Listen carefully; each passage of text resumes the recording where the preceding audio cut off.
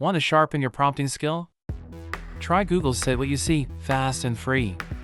It converts images into concise object and phrase suggestions to guide your prompts. Open the Google app, tap the camera or lens icon, and choose an image to analyze.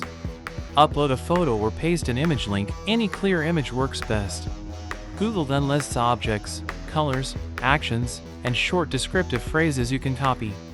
These suggestions are the building blocks for clearer, more precise AI prompts.